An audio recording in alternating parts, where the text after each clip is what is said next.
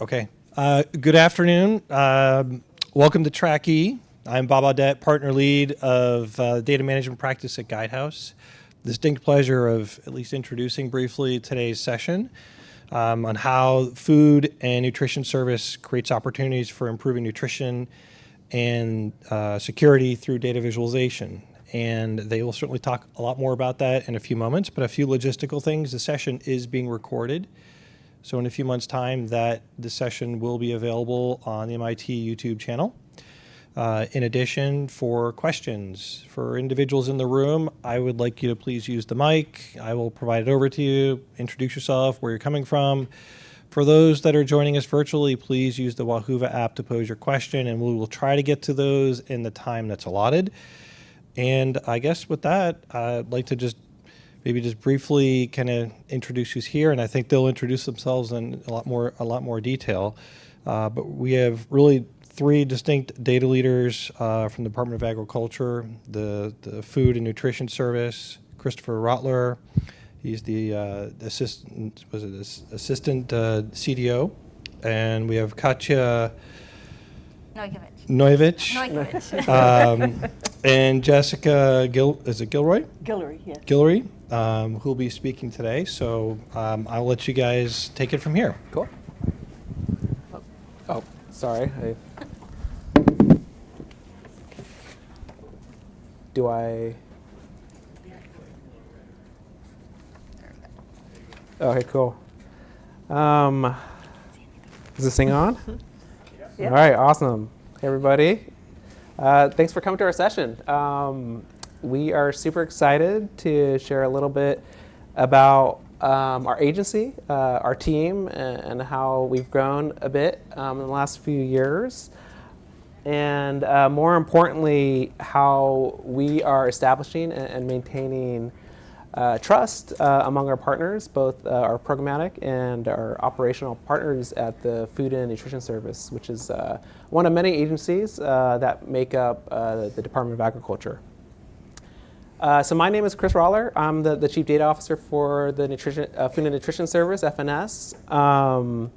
But instead of just hearing from me today, we thought it'd be cool to bring in the leaders of our major portfolios within our data team to share their perspectives, their thoughts. They're going to describe some of the cool work that they're leading. So we have Jessica Guillory, who leads our data governance efforts, and as well as our data science training program, and Katya Noykhovich, who leads our data visualization portfolio, as well as related enablement around that stuff.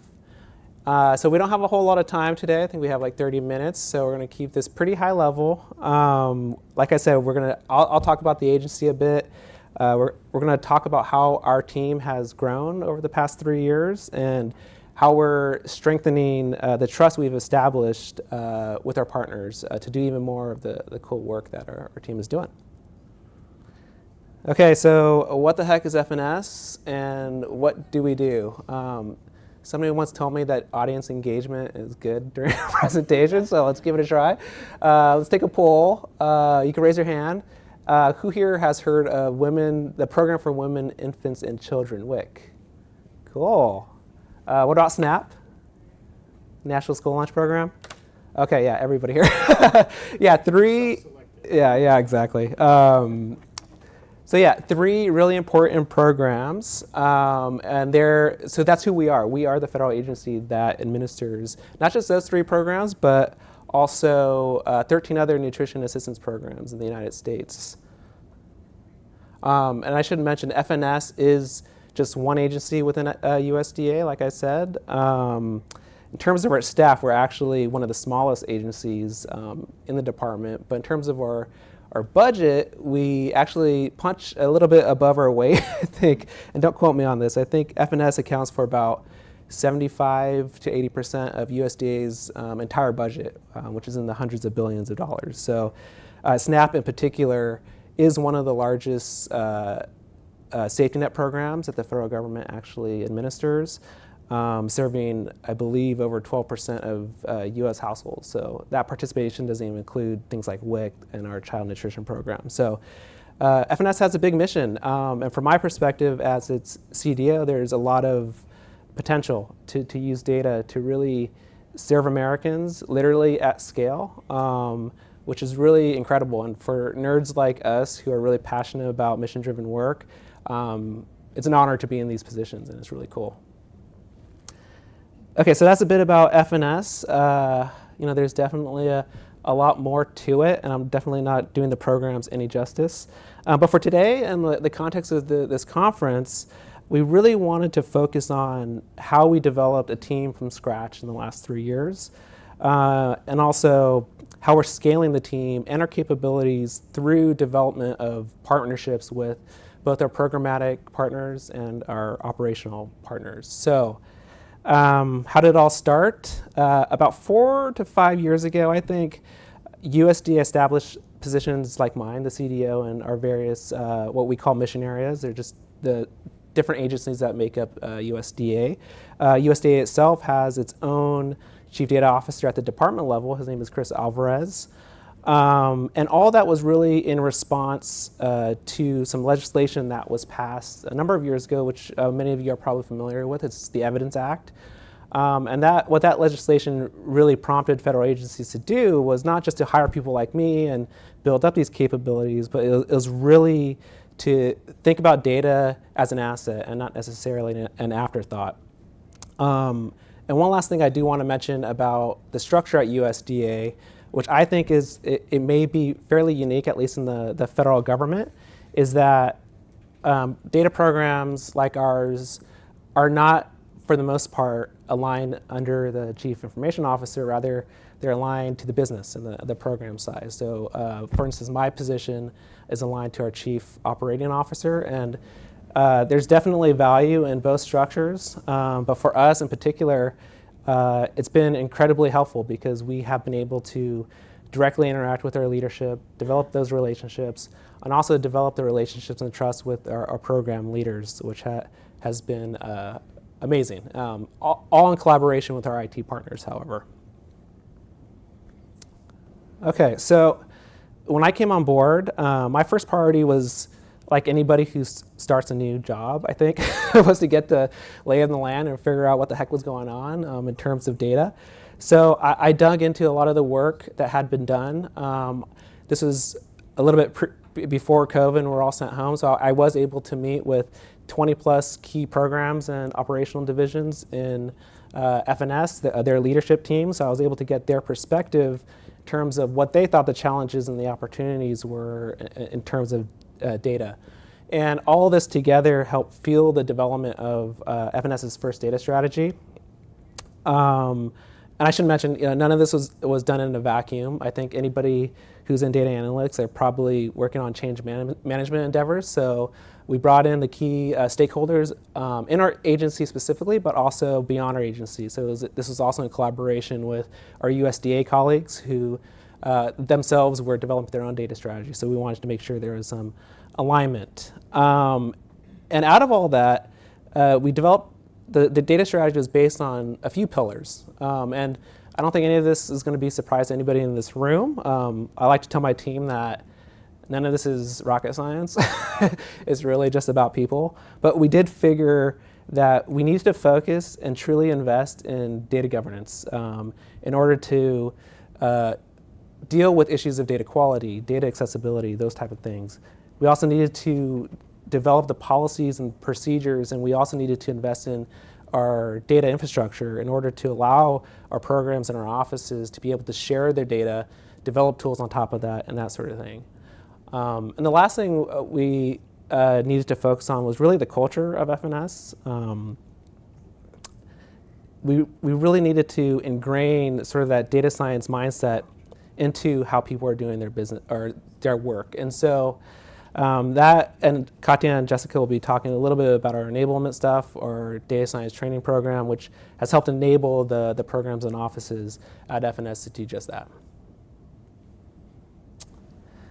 So along with all that, USDA at the department level, around the same time, organized a data skills assessment. And this assessment was sent to all frontline managers and supervisors.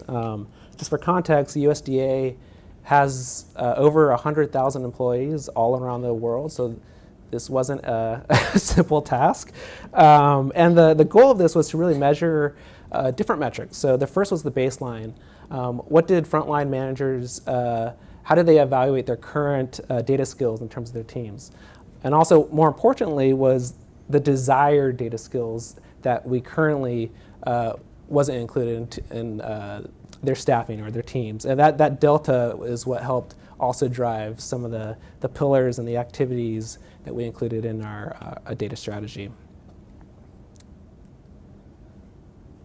So I really love this slide. It brings me a lot of joy because it represents how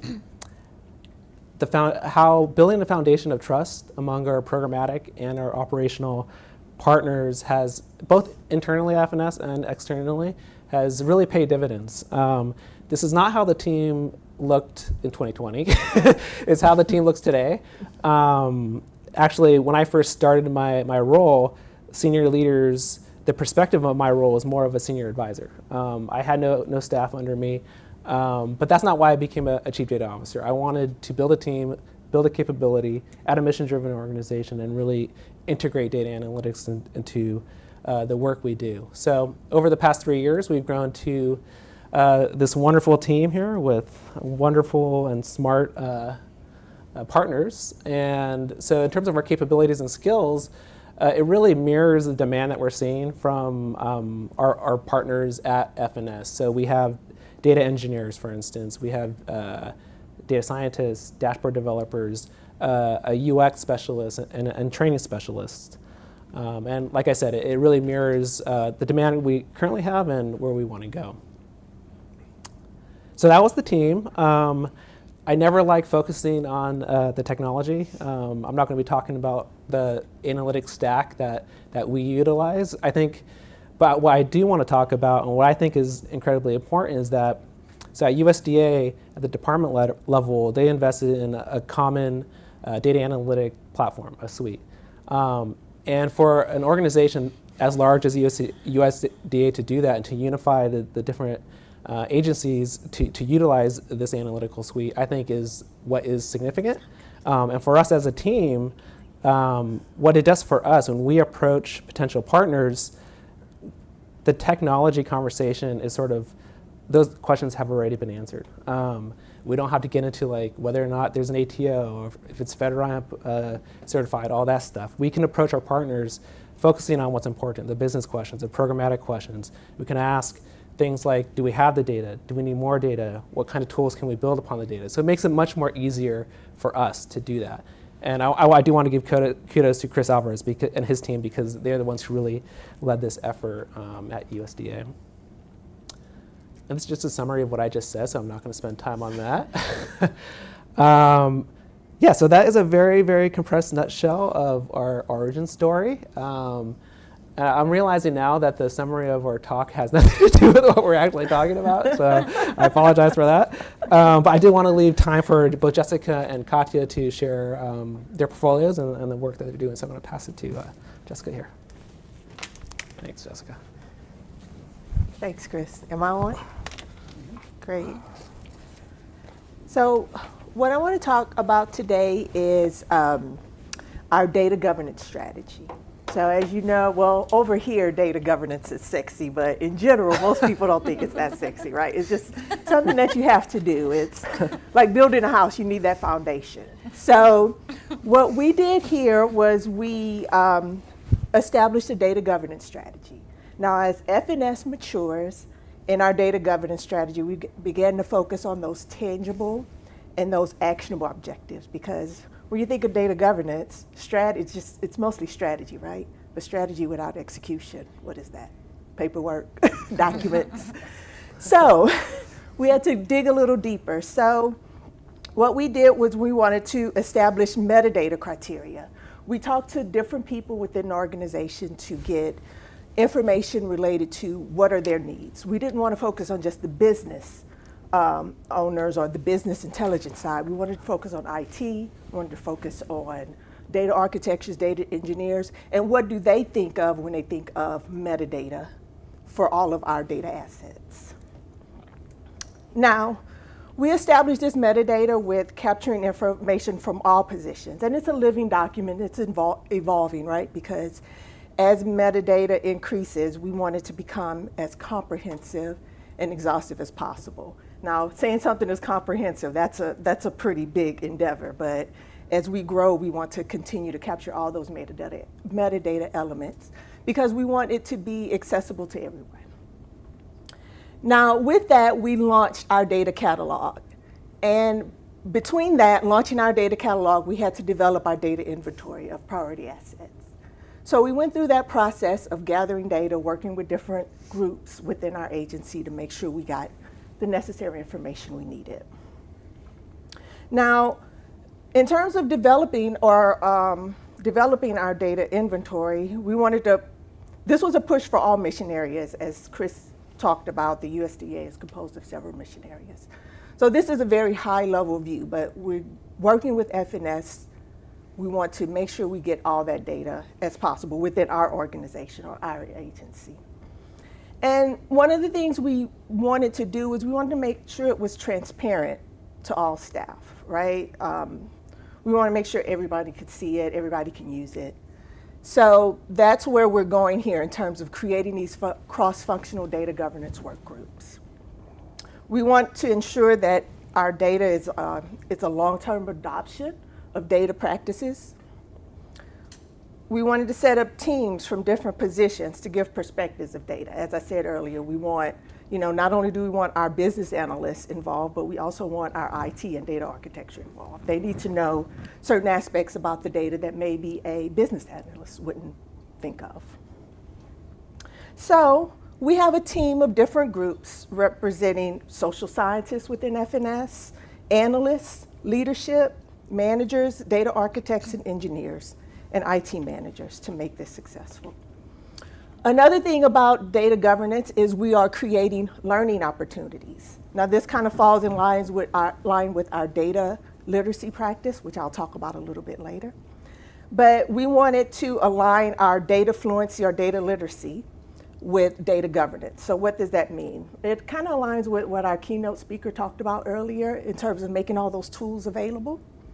We wanted to know who is using our products, how they're using it, and make it available to everyone. Basically, we wanted to empower our staff. Now, in terms of building trust in our data and data processes, we want to offer training on our products. And we want to be the source of truth to find information, because that's one of the main aspects or important things of a data catalog in our data governance, right? We want to make sure it's accessible to everyone. We want to make sure that there is a data owner or someone who can access the information and get more information about it. And it's in use now, and we've actually been using it and trying to find, if I have a certain thing I want to look at, I'll do a search within the catalog and find the information I need. So that's our point of just democratizing all of our assets, not giving out all the information, because as you know, we're all data people. You don't want to put out PII. So we want to make sure that we have those assets available. Another major thing we're working on is the data management framework. Now the data management framework, it's guiding principles. It's based on our data management themes. We have best practices, we have references for all the positions and job functions within the agency. So this is kind of like that guide to be able to use best practices related to what type of data governance they're looking for. The next thing I want to talk about is our data science training program. So as we expand data literacy, we wanted to give opportunities to people in FNS to grow and understand data analytics. Now, as part of our data strategy, it was our goal to increase staff data skills. Now, our goal was to develop various data fluency training opportunities, but for now, we're going to talk about the data science training program because we have several different training opportunities. So we wanted to meet them at their level. We didn't want to make it just for specialists, right? We wanted to make sure no matter where they are, where they're coming from, they could upskill.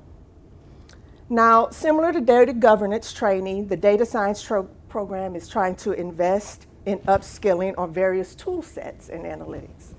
So for this case, our data science training program was to upskill in coding related to R and Python. Now, it's grown, it's increased from 20 people in 2021 to over 200, and we had to close registration.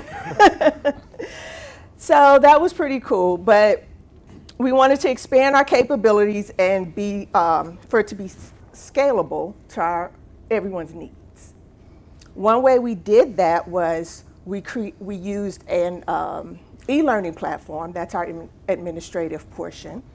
We used the e-learning platform for R and Python courses. But what we did here is we did supplementary content where we created USDA data-focused exercises. Because when you're using the e-learning platform, it's not really focused to your organization, right? So you have to add that extra step. So we have monthly code chats, monthly exercises related to USDA-focused data.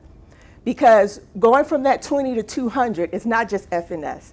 It's people, it's in different mission areas all over USDA. So we created these exercises that culminates the theory and training they learned in their courses, but it mostly concentrates on their job within USDA. Another portion that we did was enablement. So enablement, we engaged in discussion. The easiest way to do this in a virtual world is through Teams, right? So we use Teams to develop these channels and enablement engagement sessions in terms of discussions. And we have direct application to one's job based on those coding exercises. And now I'm going to pass it on to Katya to discuss the data visualization portfolio.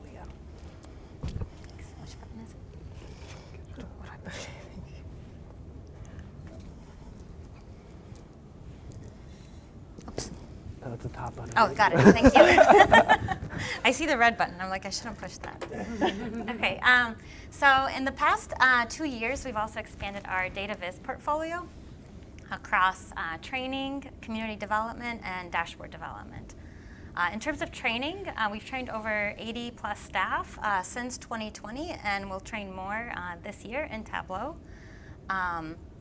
For training and the staff trained and our analyst community, we also provide them with the resources and tools they need to be able to continue to build on those skills that they've learned. So tools such as dashboard templates, style guides, shape files to build different types of maps, such as hex maps, or to map tribal nations in Tableau, which wasn't done previously. In terms of community development, we host monthly FNS data viz hours, which we also open up to the larger USDA community occasionally as well. And for those data viz hours, we really strive for them to be all-inclusive. So for both the analyst and the non-analyst audience, we have attendance from both types of roles, as well as for tool of choice for data viz. So whether you're working in Excel, R, Tableau, Power BI, we try to pick our topics so that way everyone can walk away with a skill that they can use and apply. And then the third part of our portfolio is dashboard development. Over the past 2 years, our team, which was, as Chris mentioned, not as large as it is now, has developed over 30 dashboards across program and operations with our stakeholders.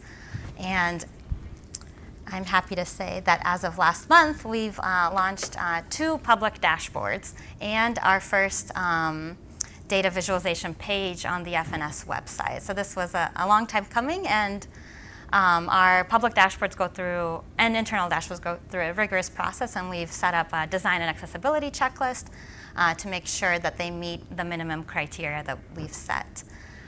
So we're planning to launch more public dashboards this year, so be sure to check out our page as the year goes on. And I'll hand it back over to Chris. Yeah. I'll be fast. I know we only have a few more minutes. Yeah, I mean, I'll just close. Terms of where we're going in 2024, we're just scaling the work that we currently do. So we went from myself and a couple of contractors to 2 additional funding partners, and then we went to 4 additional funding partners among our FNS's organization And in 2024, we have now, I think, 8 funding partners. So those are different organizations that are going to be working with us and funding our team. So yeah, just, we'll see. Yeah, we're excited. So thank you. Thank you. I can move over there. Any questions from audience?